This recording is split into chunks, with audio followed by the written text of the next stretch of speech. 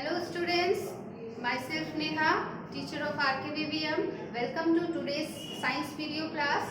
So let's start our first chapter. This is for class 4. So let's start our first chapter, that is plants, the food producers. So we will read about the plants, how they produce food for us. Okay. So as we all know that we are surrounded by many green plants. अगर हम अपने चारों ओर देखें तो बहुत सारे हरे भरे पेड़ पौधे ही आपको मैक्सिमम दिखाई देंगे।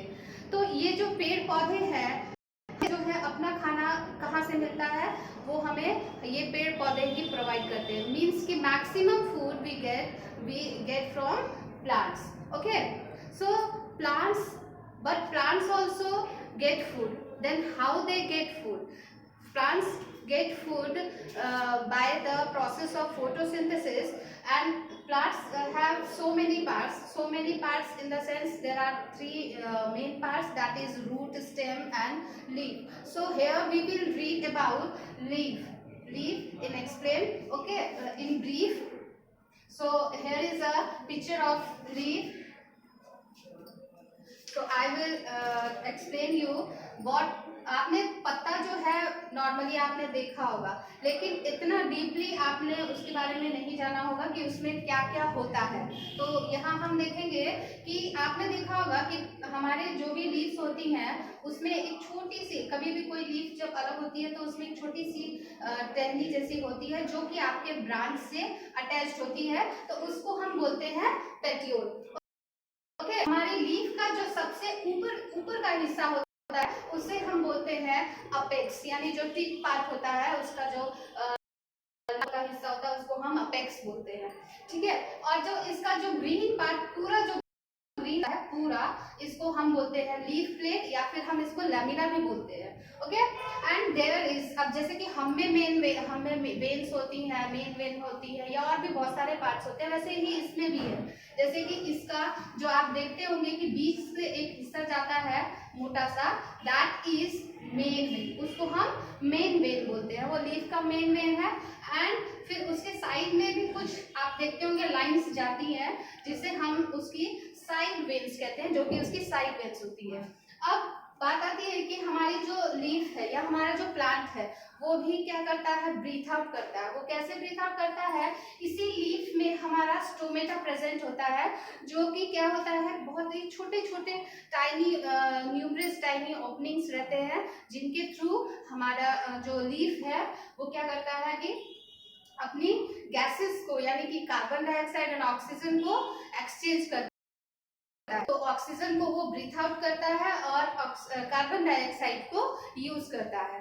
देन आपको एक और बात बता दूं कि हमारी जो मैक्सिमम लीव्स होती हैं वो ग्रीन कलर की ही होती है, due to the presence of chlorophyll. Chlorophyll होने के कारण वो सभी लीव्स जो है वो ग्रीन कलर की होती हैं।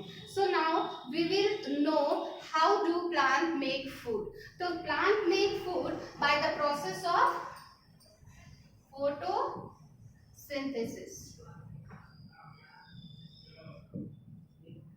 ओके, फोटोसिंथेसिस का जो प्रोसेस होता है उसके थ्रू प्लांट्स अपना खाना खुद बनाते हैं, जिसमें वो सनलाइट का यूज भी करते हैं, वाटर का यूज भी करते हैं, एंड और तब अपना खाना जो है वो प्रिपेयर करते हैं। अब उसके बाद जो वो खाना प्रिपेयर करते हैं वो उस खाने को वो क्या करते हैं कि शुगर में ग्लूकोज में चेंज हो जाता है वो खाना, वो जो है, और इसके थ्रू यानी कि इस फोटोसिंथेसिस के प्रोसेस के दौरान प्लांट्स हमें एक और चीज देते हैं, that is the gas oxygen, which is need to breathe us. Okay, तो वो ऑक्सीजन भी हमें प्लांट्स ही प्रोवाइड करते हैं, और ताकि लिविंग थिंग्स जो है वो सर्वाइव कर सके। अब इसके बाद हम पढ़ेंगे कि जो प्लांट्स जो है वो फूड जो है उसमें जो एक्स्ट्रा फूड आता है, मीन्स कि प्लांट ने अपना जो फूड है वो प्रिपेयर कर लिया, लेकिन आपको पता ही होगा कि हमें प्लांट से बहुत सारी चीजें मिलती हैं जिनको हम खाते हैं। ठीक है, तो प्लांट्स जो है अपने प्रोडक्शन को, यानी अपने जो वो प्रोड्यूस करता है उसको बहुत ही कई सारे पर्पज से उसको प्रोड्यूस करता है। अब जैसे कि फॉर एग्जांपल कि पहले तो वो अपनी ग्रोथ के लिए, अब क्योंकि जैसे जैसे हमें अपने ग्रोथ के लिए क्या चाहिए, खाना जरूरी है। जैसे जैसे अब एक छोटा सा बच्चा होता है, पहले सिर्फ दूध पे डिपेंड होता है, फिर उसके बाद धीरे धीरे वो खाना खाने लगता है, यानी उसकी ग्रोथ भी उसके हिसाब से बढ़ती जाती है, डाइट भी उस हिसाब से बढ़ती जाती है। तो लाइक दैट जैसे कि प्लांट्स जो है वो भी अपना खाना बनाते हैं अपनी ग्रोथ के लिए। उसके अलावा उनमें कुछ टिश्यूज होते हैं जिनको वो डैमेज टिश्यूज को बिल्ड करने के लिए, यानी उनसे फिर से बनाने के लिए उसको यूज करते हैं। एंड एक्सेस फूड, अब जो बचा हुआ और एक्सेस फूड वो जो है प्लांट में स्टार्च के रूप में, यानी कि प्लांट अलग अलग पार्ट्स में अवेलेबल होता है जिसको कि हम खाते हैं। अलग पार्ट्स में कैसे प्रोवाइड होता है, जैसे कि रूट्स में, तो रूट्स होता है। अब आपको पता ही होगा कि कुछ चीजें जो होती हैं वो रूट्स में नीचे होती हैं जिसको हम खाते हैं, जैसे कि रेडिश हो गया या फिर कैरेट हो गया। और फिर हम उसके स्टेम को भी खाते हैं, जैसे लाइक पोटैटो है या ऑनियन है, ओके। एंड देन हम प्लांट्स के लीव्स को भी खाते हैं, जैसे कि आपको पता ही होगा कि स्पाइनेक है यानी कि पालक, या फिर कैबेज, इसको भी हम खाते हैं। And then it will convert its extra food in flowers also, like banana flower है या कॉलीफ्लावर है, ओके। एंड सबसे जरूरी चीजें जो हम लोग के डाइट में शामिल होती हैं, that is cereal and pulses. तो cereal and pulses also we get in the form of the seeds, तो उसके बाद उसको भी हम खाते हैं। And fruits, at last fruits we get from the plants, that is very helpful for us, okay. So this is all for the plants, how they produce food for us, okay. So now we will read about energy flow in living things, how energy flow in living things, okay. Let's start how energy flow in all living things, okay. तो जैसा कि हम जानते हैं कि producers यानी हमारे सभी ग्रीन प्लांट्स जो है, जो प्रोड्यूसर्स है, जो कि हमारे लिए फूड प्रोड्यूस करते हैं। तो प्रोड्यूसर्स जो है उन्हें एनर्जी पहले तो कहाँ से मिलती है, that is get from sunlight. तो सनलाइट से एनर्जी प्रोड्यूसर्स को मिली, यानी हमारे प्लांट्स को मिली। फिर उसके बाद प्लांट्स को, जिन्होंने प्लांट्स से एनर्जी जो है ट्रांसफर हुई कहाँ, प्राइमरी कंज्यूमर्स में। Primary consumers are those animals that are herbivores, यानी कि जो प्लांट्स, जो सिर्फ प्लांट्स पर डिपेंड होते हैं, प्लांट्स खाते हैं, ओके। तो इन तक एनर्जी पहुंची, देन ये एनर्जी जो है पास आउट होती है सेकेंडरी कंज्यूमर्स में, दैट इज कार्निवोर्स यानी कि जो आपके जो भी आपके क्या बोलते हैं, जो फ्लैश ईटिंग एनिमल्स हैं उनको हम बोलते हैं सेकेंड कार्निवोर्स एनिमल्स, ओके। वो एनर्जी इन तक ट्रांसफर हुई, and then at last this energy is transfer to the territory consumers, that is omnivores, यानी जो दोनों बोथ प्लांट्स एंड एनिमल्स को खाते हैं। तो इस तरह से इस प्रोसेस से जो है प्रोड्यूसर से लेके हमारे ओमनिवोर्स यानी टेरिटरी कंज्यूमर्स तक पास आउट होती है। And now we will reach about our last topic, that is balance in nature. Balance in nature is very important part, okay. क्योंकि बैलेंस इन नेचर जो है वो बनाना बहुत जरूरी है, क्योंकि प्रकृति में अगर असंतुलन होगा तो इसका खामियाजा हम ही लोगों को भुगतना पड़ेगा। तो प्लांट्स, इसमें बैलेंस इन नेचर को मेंटेन करने के लिए प्लांट्स और एनिमल्स जो है वो दोनों एक दूसरे पे डिपेंड है।